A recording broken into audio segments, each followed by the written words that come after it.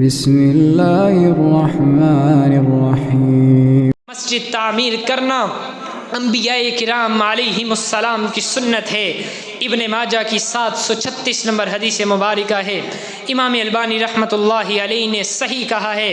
امام الانبیاء فرماتے ہیں من بنا للہ مسجدا بن اللہ لہ بیتا فی الجنہ، جس نے روئے زمین پر اللہ تعالیٰ کا گھر بنایا، رب العالمین جنت میں اس بندے کے لیے ایک محل تیار کر دیتے ہیں۔ حدیث آپ نے سنی ہے، حدیث کا وہ ٹکڑا بھی سنیے، آپ کا دل خوش ہو جائے گا۔ اللہ کے نبی مسجد بنانی ہے کتنی بڑی، 10 کنال کی، 2 منزلہ، کہا نہیں، من بنا للہ مسجدا صغیرا او کبیرا، کوئی اللہ کا چھوٹا گھر بنائے یا بڑا گھر بنائے۔ اللہ کے نبی چھوٹا گھر بنانے سے مراد کیا ہے؟ حدیث کے الفاظ ہیں اتنا چھوٹا گھر، اتنی چھوٹی مسجد جتنا ایک پرندے کا گھونسلہ ہوا کرتا ہے، اللہ تعالیٰ اس کے بدلے بھی بندے کے لیے جنت میں ایک پورا محل تعمیر کر دیا کرتے ہیں۔ اب گھونسلے سے کیا مراد ہے؟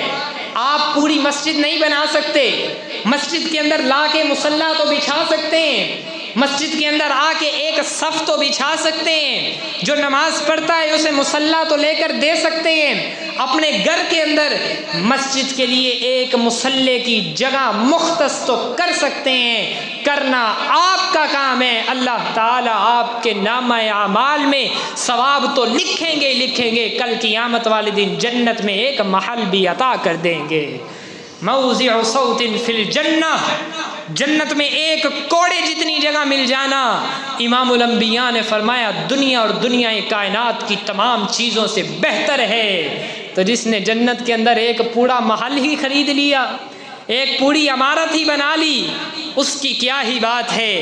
ان مما یلحق المؤمن من عملہ وحسناتہ بعد موتہ، بندہ مر گیا، سانسوں کی ڈوری ٹوٹ گئی، اس دنیا سے چلا گیا، اللہ تعالیٰ کچھ نیک اعمال کی وجہ سے اسے قبر کے اندر بھی ثواب عطا کرتے رہتے ہیں۔ علماً علمہ، وہ علم جو اس نے کسی دوسرے کو سکھایا اور اس نے فائدہ حاصل کر لیا۔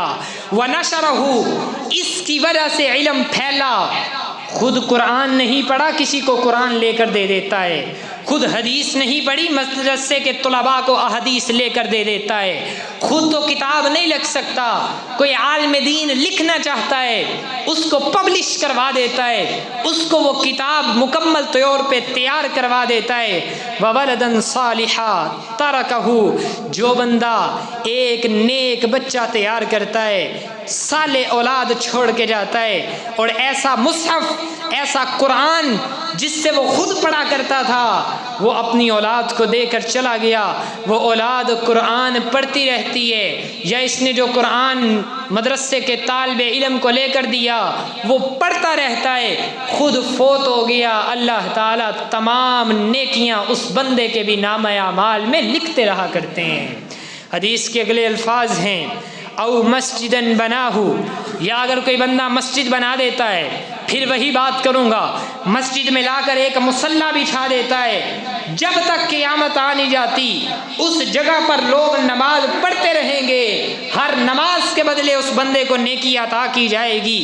او بیتن لابن السبیل، مسافر کے لیے گھر تعمیر کروا دیتا ہے، او نہرن اجراہ، ایک کنواں کھدوا دیتا ہے، یا پھر ٹوٹی لگوا دیتا ہے، یا کوئی نلکا لگوا دیتا ہے، اس کا بھی اس بندے کو ثواب ملے گا۔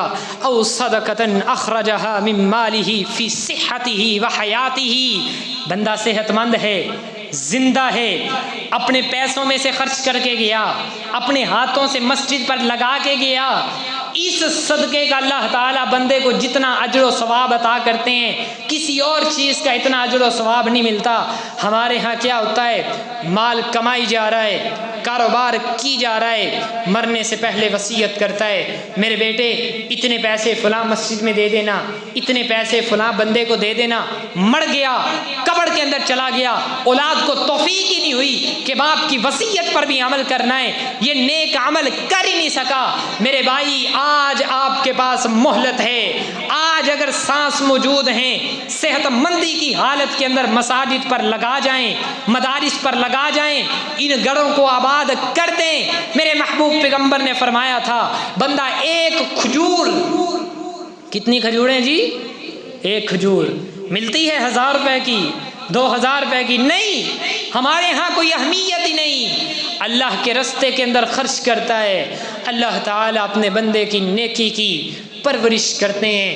کل قیامت کا دن ہوگا، یہ بندہ محشر کے میدان میں آئے گا، اس کے ساتھ بڑے بڑے احد پہاڑ بھی ہوں گے۔ وہ کہے گا یا اللہ یہ نیکیاں تو میں نے کی ہی نہیں، یہ میری کون سی نیکیاں ہیں، یہ کہاں سے آ گئی؟ اللہ تعالیٰ فرمائیں گے میرے بندے جو تو نے ایک کھجور میرے رستے کے اندر خرچ کی تھی، میں نے اس کی پرورش کی ہے۔ جس طرح بندہ جانور کے بچے کی پرورش کرتا ہے، آج یہ تیری نیکی احد پہاڑ کے برابر ہو گئی ہے۔ اسی نیکی کے بدلے اللہ تعالیٰ اسے جنت کا داخلہ نصیب فرما دیں گے۔